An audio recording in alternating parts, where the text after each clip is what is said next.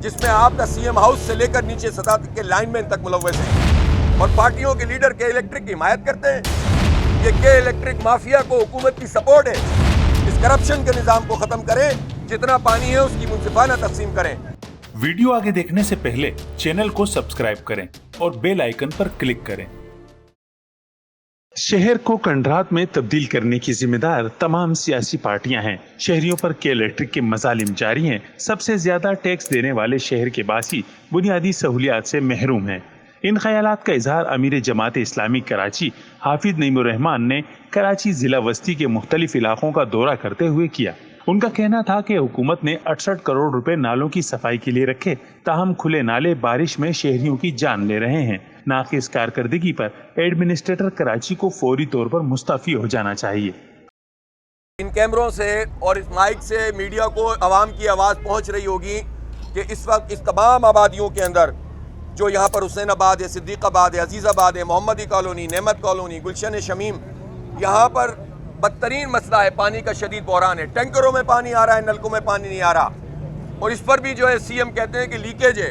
Leakage नहीं है, चोरी है और डाका है, जिसमें आपका सीएम हाउस से लेकर नीचे सतह तक के लाइनमैन तक मुलव्वस हैं। इस करप्शन के निज़ाम को ख़त्म करें, जितना पानी है उसकी मुनसिफाना तकसीम करें। और उसके साथ ही हमने देखा है कि जितने भी इस आस पास के इलाके हैं उनमें बदतरीन गंदगी है, कचरे की सूरत हाल है। इसीलिए अब हमने अवामी आबादियों के अंदर जाकर मीडिया के साथ ये जिद्दोजहद शुरू की है ताकि लोगों को एक्सपोज करें और बताएं कि किस तरह इन्होंने हमें गटरों में और कचरों के अंदर मुब्तला करके रखा हुआ है और इन्हीं नालों में कचरा दोबारा जाता है, फिर यही नाले बरसाती उबलते हैं बारिश होने की सूरत में और यही हमें बर्बाद करते हैं। 32 लाख सारिफिन के लिए इस शहर में मीटर चेक कराने का कोई इदारा मौजूद नहीं है। ये के इलेक्ट्रिक माफिया को हुकूमत की सपोर्ट है। मैं हैरान हूँ, बाज़ पार्टियाँ इतना भारी मैंडेट लेकर के इलेक्ट्रिक की हिमायत कैसे कर सकती हैं। ये के इलेक्ट्रिक जो हमें बर्बाद कर रहा है और पार्टियों के लीडर के इलेक्ट्रिक की हिमायत करते हैं और उनकी पुष्पनाई करते हैं। हम इस अमल की भी मजम्मत करते हैं। लेकिन हमारा तो वाज़ेह मुतालबा है। हमने इलेक्शन कमीशन को ख़त भी लिखा है और हमने उनको लीगल नोटिस तो खैर उस दूसरे मसले पे दिया था जो उन्होंने हमें डिफेम करने की कोशिश की थी। हमने इलेक्शन कमीशन को ये ख़त लिखा है कि जो बैलेट पेपर छप चुके हैं वो दोबारा छपने चाहिए, इसलिए कि वो गैर महफूज हो गए।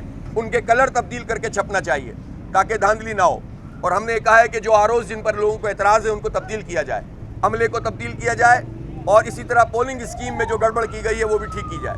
तो ये तमाम चीज़ें हमारे मुतालबात में शामिल हैं। हम इलेक्शन से इनको फरार भी नहीं होने देंगे और इंशाअल्लाह धांधली भी नहीं होने देंगे।